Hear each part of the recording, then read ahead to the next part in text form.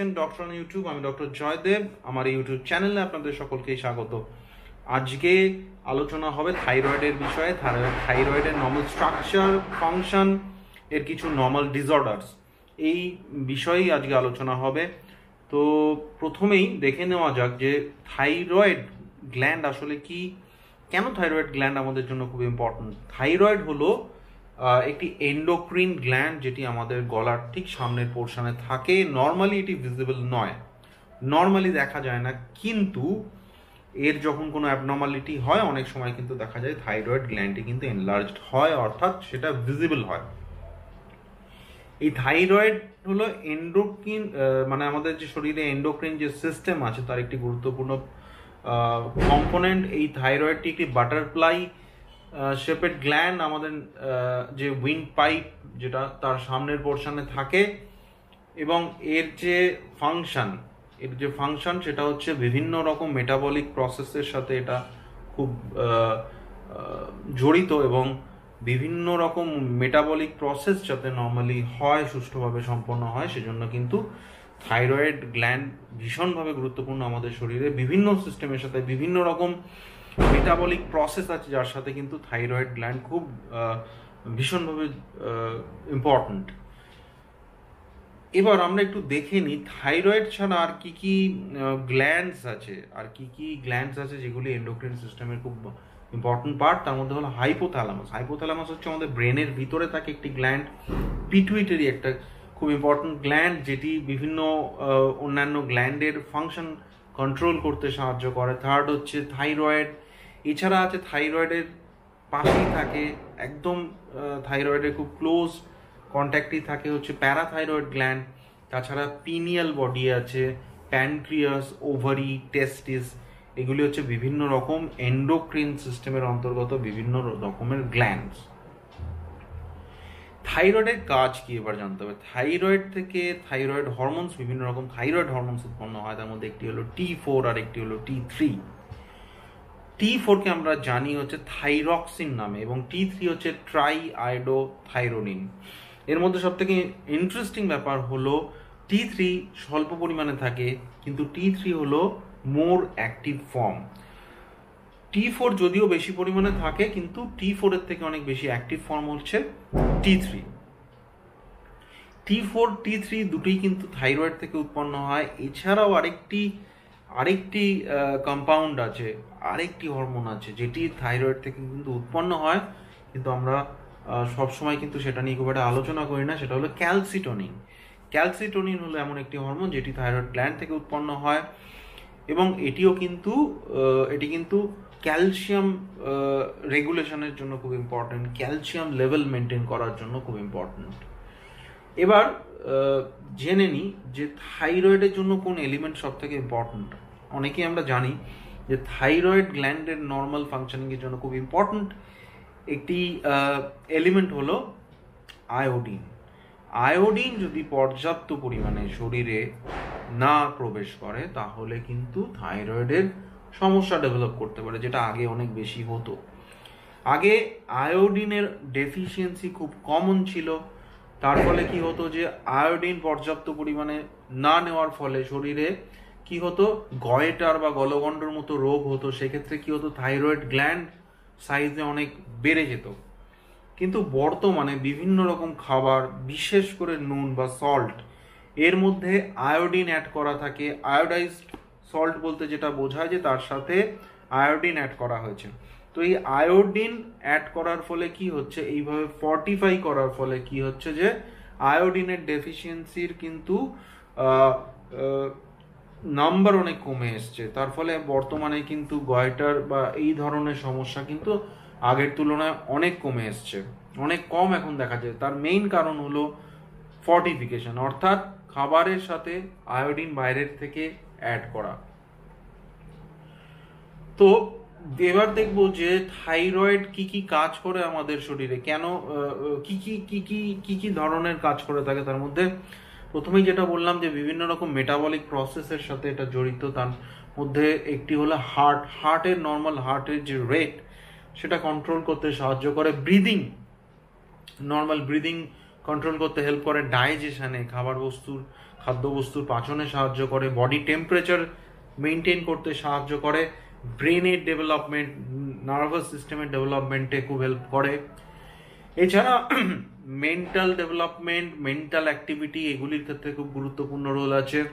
Skin এবং বোনের মেইনটেনেন্সের ক্ষেত্রে কিন্তু থাইরয়েডের খুব গুরুত্বপূর্ণ রোল আছে। এছাড়াও আরেকটি খুব ইম্পর্টেন্ট ফাংশন হলো ফার্টিলিটি, অর্থাৎ প্রজনন তন্ত্রের নর্মাল কার্যকারিতা কিন্তু থাইরয়েড মেনটেন করতে হেল্প করে। থাইরয়েডের সাথে অন্যান্য গ্ল্যান্ডের কি কি ইন্টারাকশন আছে, আমি প্রথমে একটি গ্ল্যান্ডের কথা বললাম, সেটা হলো পিটুইটারি। পিটুইটারি গ্ল্যান্ড আমাদের ব্রেনের মধ্যে অবস্থিত একটি গ্ল্যান্ড, যেক্ষেত্রে এই পিটুইটারি থেকে টিএসএইচ বা থাইরয়েড স্টিমুলেটিং হরমোন বলে একটি হরমোন নিঃসৃত হয়, যেটি থাইরয়েড গ্ল্যান্ডকে স্টিমুলেট করে এবং সে থাইরয়েড গ্ল্যান্ড থেকে T4 T3 মতো হরমোনগুলি প্রডিউস করতে হেল্প করে। সুতরাং টিএসএইচ, যেটা থাইরয়েডের একটি টেস্ট, আমরা অনেকেই জানি যে এই টিএসএইচ মেজার করা হয় থাইরয়েড ফাংশন টেস্টের একটি পার্ট। এই টিএসএইচ বেসিক্যালি উৎপন্ন হয় পিটুইটারি নামক গ্ল্যান্ড, যেটি আমাদের ব্রেনে থাকে, সেই পিটুইটারি নামক গ্ল্যান্ড থেকে। এবং এই টিএসএইচ থাইরয়েডে গিয়ে থাইরয়েড থেকে থাইরয়েডের যে নর্মাল হরমোন যেমন T4 T3 এগুলি তৈরি করতে হেল্প করে। সুতরাং যখন থাইরয়েড গ্ল্যান্ড প্রপারলি কাজ করে না, যখন হাইপোথাইরয়েড থাকে, অর্থাৎ থাইরয়েড গ্ল্যান্ডের ফাংশন কমে আসে, থাইরয়েড গ্ল্যান্ড থেকে অ্যাডিকুয়েট পরিমাণে T3 T4 উৎপন্ন হচ্ছে না, তখন কি হয় যে পিটুইটারি গ্ল্যান্ড থেকে টিএসএইচ হরমোনের সিক্রিশন বেড়ে যায়। তার ফলে কি হয়, সেই টিএসএইচ গিয়ে থাইরয়েড গ্ল্যান্ডকে স্টিমুলেট করে এবং থাইরয়েড গ্ল্যান্ড থেকে পর্যাপ্ত পরিমাণে T4 T3 উৎপন্ন করতে সাহায্য করে। সেই জন্যই হাইপোথাইরয়েডের মতো কন্ডিশন যখন থাকে, অর্থাৎ থাইরয়েড গ্ল্যান্ড যখন আন্ডার অ্যাক্টিভ থাকে, সেই সময় কি হয়, টিএসএইচ হরমোনের লেভেল বেড়ে যায়। টিএসএইচ সেজন্যই বেড়ে যায়, যদিও হাইপোথাইরয়েড তবুও কিন্তু টিএসএইচ বাড়ছে, কারণ এটা ফিডব্যাক মেকানিজমে থাইরয়েড আন্ডার অ্যাক্টিভ থাকার জন্য পিটুইটারি গ্ল্যান্ড থেকে সিক্রেটেড হয়। এবং সুতরাং যখন থাইরয়েড কম কাজ করে তখন পিটুইটারি বেশি পরিমাণে টিএসএইচ সিক্রেট করে এবং সেই টিএসএইচ থাইরয়েড হরমোনের নর্মাল প্রোডাকশন মেনটেন করতে তখন সাহায্য করে। এবার বিভিন্ন সিস্টেম ওয়াইজ একটু সংক্ষেপে দেখব যে কার্ডিওভাস্কুলার সিস্টেম, অর্থাৎ হার্টের সাথে, সেক্ষেত্রে হার্টের যে normal rhythm, cardiac output, heart rate, heart মাসেলের যে কন্ট্রাকশনের যে স্ট্রেংথ, সেগুলি কিন্তু হেল্প করতে সাহায্য করে থাইরয়েড হরমোন। নার্ভাস সিস্টেমে নার্ভের মধ্যে দিয়ে যে ফ্লো, ইলেকট্রিক্যাল ফ্লো যেটা থাকে, সেটা মেনটেন করতে সাহায্য করে। থাইরয়েড হরমোন অ্যাডিকুয়েট পরিমাণে না থাকলে নার্ভের বিভিন্ন রকম সমস্যা হয়, নামনেসের মতো সমস্যা হয়, নিউরোপ্যাথির মতো সমস্যা ডেভেলপ করতে পারে। এছাড়া ব্রেনের নর্মাল অ্যাক্টিভিটি ফাংশনিং এর ক্ষেত্রেও কিন্তু থাইরয়েডের রোল আছে। সুতরাং থাইরয়েডের ডেফিসিয়েন্সি হলে অ্যাংজাইটি বা ডিপ্রেশনের মতো সমস্যাও কিন্তু ডেভেলপ করে। এবার আমরা দেখব ডাইজেস্টিভ সিস্টেম, অর্থাৎ পাচনতন্ত্রের সাথে কিভাবে থাইরয়েড গ্ল্যান্ড জড়িত। থাইরয়েড গ্ল্যান্ড কিন্তু গ্যাস্ট্রো ইন্টেস্টিনাল মোটিলিটি, অর্থাৎ যে খাদ্যনালীর যে নর্মাল যে মুভমেন্ট, যার মাধ্যমে খাদ্যবস্তু খাদ্যনালীর এক পোর্শন থেকে পরবর্তী পোর্শনে যায়, যাকে বলে পেরিস্টলটিক মুভমেন্ট। তো এই পেরিস্টলটিক মুভমেন্ট মেনটেন করতে সাহায্য করে কিন্তু বিভিন্ন রকম থাইরয়েড হরমোনস। সুতরাং সেটা না থাকলে কনস্টিপেশনের মতো সমস্যা বা লুজ স্টুলের মতো সমস্যা, এগুলি কিন্তু থাইরয়েড হরমোনের যখন লেভেলে চেঞ্জ হয় তখন কিন্তু সেই ধরনের সমস্যাও ডেভেলপ করে।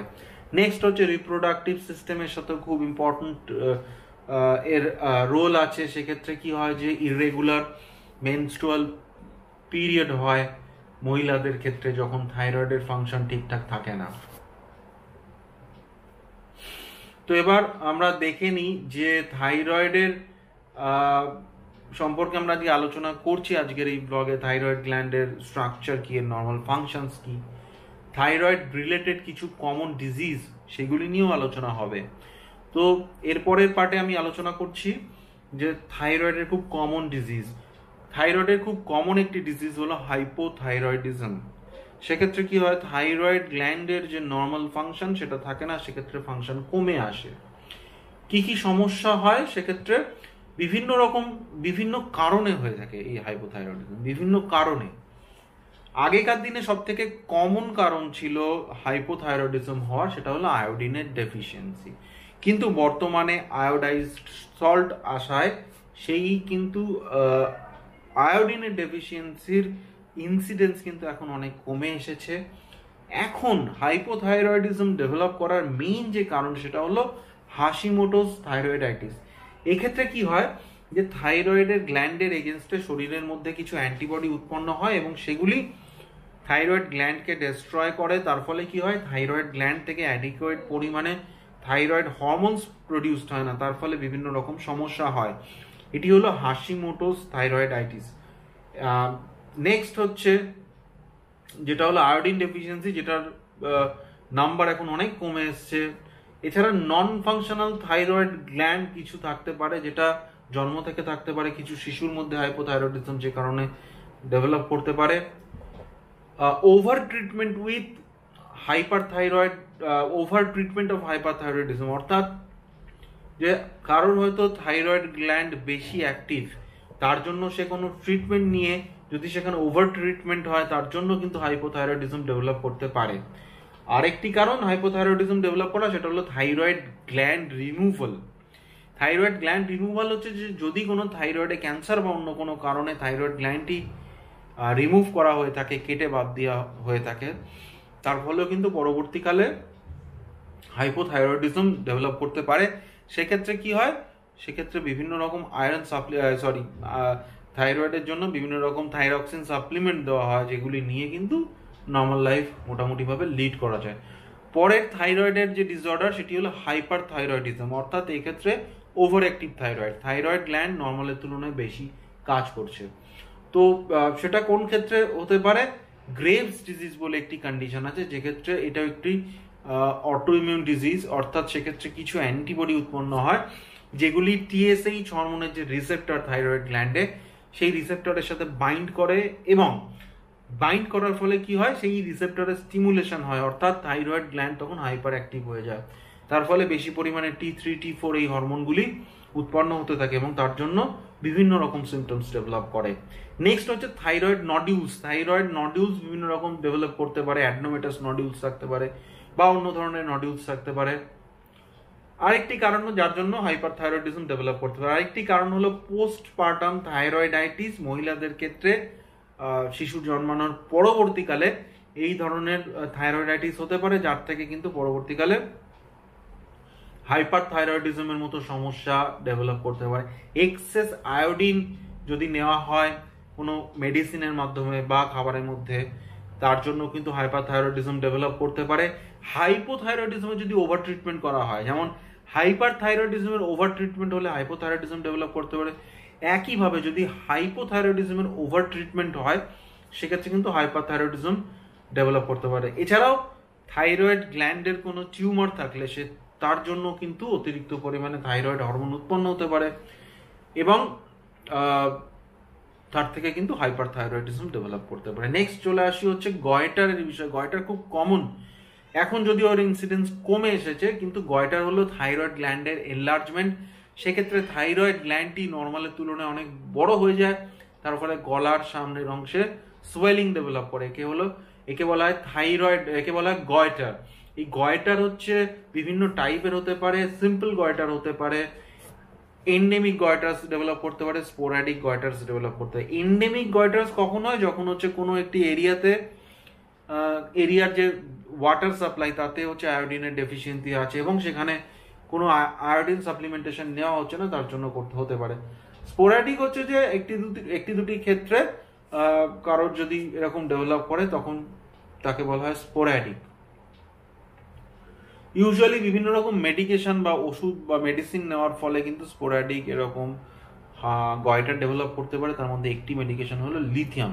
লিথিয়াম হলো কিছু নিউরাল ডিজিজের জন্য ইউজ করা হয়, নার্ভের কিছু ডিজিজের জন্য। লিথিয়াম নেওয়ার থেকে কিন্তু পরবর্তীকালে হাইপোথাইরয়েডিজম ডেভেলপ করতে পারে। সুতরাং লিথিয়াম যারা নিচ্ছেন তাদের ক্ষেত্রে ফলো আপে কিন্তু মাঝে মধ্যে টিএসএইচ বা থাইরয়েড ফাংশন টেস্ট এগুলি করে থাইরয়েড লেভেল ঠিক আছে কিনা সেটা দেখে নেওয়া হয়।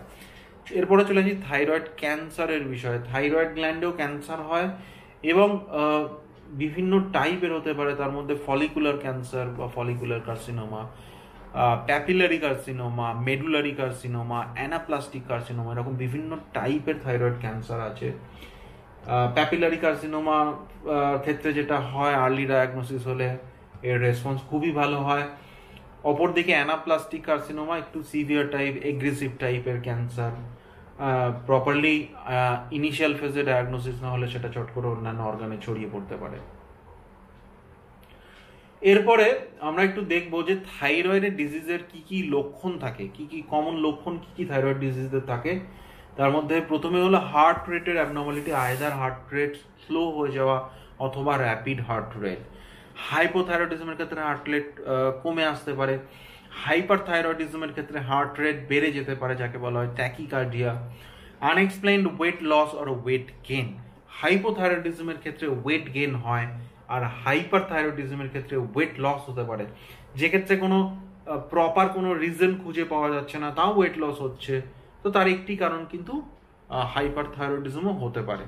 Difficulty in tolerating cold or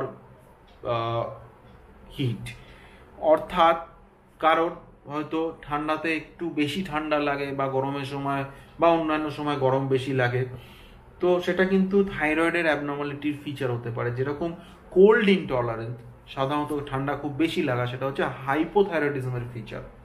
যাদের হাইপোথাইরয়েডিজম আছে তাদের কিন্তু এই ঠান্ডা লাগার প্রবণতাটা, ঠান্ডা লাগা বলতে কি, ঠান্ডা সহ্য করার ক্ষমতা তাদের ক্ষেত্রে কম। যাদের ক্ষেত্রে হাইপার থাইরয়েডিজম আছে তাদের ক্ষেত্রে খুব সহজেই গরম লাগে, অল্পতেই বেশি গরম লাগে, এইরকম সমস্যা কিন্তু থাকতে পারে। ডিপ্রেশন বা অ্যাংজাইটির মতো লক্ষণও অনেক সময় দেখা যায় যে থাইরয়েডের ডিসঅর্ডারে হয়ে থাকে। ইররেগুলার মেনস্ট্রুয়াল পিরিয়ড, মহিলাদের ক্ষেত্রে মেনস্ট্রুয়াল পিরিয়ডের অ্যাবনর্মালিটি থাকতে পারে থাইরয়েড ডিসঅর্ডারের ক্ষেত্রে। তো আজকে আলোচনা হচ্ছে থাইরয়েড গ্ল্যান্ডের নর্মাল ফাংশনস, এর স্ট্রাকচার, এর থাইরয়েড রিলেটেড কিছু কমন ডিজিজের বিষয়ে। আপনি যদি আমার এই চ্যানেলে নতুন হন, চ্যানেলটি সাবস্ক্রাইব করে অল নোটিফিকেশন অন করতে ভুলবেন না। তার ফলে পরবর্তীকালে এই ধরনেরই স্বাস্থ্য বিষয়ক আলোচনা নিয়ে যখন আমি আমার চ্যানেলে কোনো ব্লগে আসব, সেই ব্লগের নোটিফিকেশন আপনার কাছে ইনস্ট্যান্টলি পৌঁছে যাবে। ভিডিওটি বা এই লাইভ সেশনটি আপনার কেমন লাগছে কমেন্ট করে জানাতে পারেন, কারণ এই লাইভ সেশনটি পরবর্তীকালে আমার চ্যানেলে ভিডিও হিসাবে আমি পাবলিশ করব। যদি আপনাদের পরবর্তীকালে দেখার প্রয়োজন হয়, আপনি আমাদের চ্যানেলে ভিজিট করে এই ব্লগটি পেয়ে যাবেন। চ্যানেলে এটি একটি সেপারেট ব্লগ হিসাবেও থাকবে। এবার একটু ট্রিটমেন্টের বিষয়ে আসি, যে থাইরয়েডের ডিসঅর্ডারে বিভিন্ন রকম ট্রিটমেন্ট অপশনস কি কি আছে। প্রথমে হলো মেডিকেশন। বিভিন্ন রকম মেডিসিনস আছে হাইপোথাইরয়েডিজম বা হাইপার থাইরয়েডিজমের ক্ষেত্রে। সেই মেডিসিনগুলি দিয়ে কন্ট্রোল করা যায়। যেরকম লিভোথাইরক্সিন হচ্ছে হাইপোথাইরয়েডিজমের একটি খুব কমন মেডিসিন। অনেকেই আমাদের মধ্যে অনেকেই যাদের হাইপোথাইরয়েডিজমের সমস্যা আছে অনেকেই নিয়ে থাকি। তো এই মেডিসিনটি লিভোথাইরক্সিন, অ্যাকচুয়ালি এটা হলো কমার্শিয়ালি প্রিপেয়ার্ড থাইরক্সিন, এবং এটি একদম সেম আমাদের শরীরে যে থাইরক্সিন হরমোন উৎপন্ন হয় তার সেম। এটা হচ্ছে লিভো আইসোমার। এটা দেওয়া হয় ইউজুয়ালি, এই ওষুধটি সকালে নিতে হয়, খালি পেটে নিতে হয়। বলা হয় যে বেস্ট হচ্ছে, আইডিয়াল হচ্ছে যে থাইরক্সিন নেওয়ার 1 ঘন্টার মধ্যে ব্রেকফাস্ট না নেওয়া, অর্থাৎ সকালে উঠে খালি পেটে নিয়ে নেওয়া, তারপরে 1 ঘন্টা পরে ব্রেকফাস্ট করা। যদি পসিবল না হয় সেক্ষেত্রে মিনিমাম অ্যাটলিস্ট হাফ অ্যান আওয়ারের একটা ফাস্টিং স্টেট, একটা ফেজ রাখা উচিত, যে ওষুধটা খাওয়ার পরে আধ ঘন্টা ওয়েট করে তারপর ব্রেকফাস্ট বা অন্যান্য খাবার নেওয়া উচিত। এটি হলো লিভোথাইরক্সিন। এছাড়া কি হচ্ছে, থাইরয়েডের ডিজিজে বিভিন্ন রকম রেডিওথেরাপির রোল আছে। অনেক ক্ষেত্রে যখন হাইপার থাইরয়েড থাকে, হাইপার থাইরয়েডের একটি ট্রিটমেন্টের মধ্যে কিন্তু রেডিও অ্যাক্টিভ আয়োডিন দিয়ে থাইরয়েড গ্ল্যান্ডকে নষ্ট করার মতো একটি অপশন থাকে। নেক্সট হচ্ছে সার্জারি। বিভিন্ন রকম সার্জারি আছে। সার্জারির মধ্যে টোটাল থাইরয়েডেক্টমি করা যেতে পারে, হেমিথাইরয়েডেক্টমি অর্থাৎ থাইরয়েডের একটি পার্ট কেটে বাদ দেওয়া যেতে পারে। এরকম বিভিন্ন রকম ট্রিটমেন্ট অপশন আছে থাইরয়েডের বিভিন্ন রকম সমস্যায়। কোন ধরনের সমস্যা তার উপর ডিপেন্ড করে ট্রিটমেন্ট সেইভাবে ডিসাইড করা হয়। তো আজকে আলোচনা হচ্ছে থাইরয়েড গ্ল্যান্ডের বিভিন্ন সমস্যা নিয়ে। আপনার যদি এই বিষয়ে কোনো প্রশ্ন থাকে কমেন্ট করে জানাতে পারেন। আমার চ্যানেলে অন্যান্য থাইরয়েড বিষয়ক বিভিন্ন রকম ভিডিও আছে, সেগুলি আপনারা সেই ব্লগগুলি দেখতে পারেন। সেখানে হাইপোথাইরয়েড নিয়ে আলোচনা করেছি, হাইপার থাইরয়েড নিয়ে আলোচনা করেছি, বিভিন্ন রকম থাইরয়েডের মেডিকেশনস নিয়ে আলোচনা হয়েছে। এছাড়াও থাইরয়েড ছাড়াও অন্যান্য বিভিন্ন সিস্টেম রিলেটেড বিভিন্ন রকম ভিডিও আছে স্বাস্থ্য বিষয়ক, সেগুলি আপনারা চ্যানেলে গিয়ে ভিজিট করতে পারেন। যদি কোনো বিশেষ টপিকে আপনি চান যে আমি পরবর্তীকালে আলোচনা করি, কমেন্ট করে জানাতে পারেন। ব্লগটি কেমন লাগলো কমেন্ট করে জানান অবশ্যই। এবং যদি মনে হয় যে এই ব্লগটি কারোর কোনো প্রয়োজনে আসতে পারে, আপনি কিন্তু ব্লগটি তার সাথে শেয়ার করতে পারেন, সোশ্যাল মিডিয়াতে আপনি শেয়ারও করতে পারেন। Till then, take care and stay fit, be healthy. Thank you.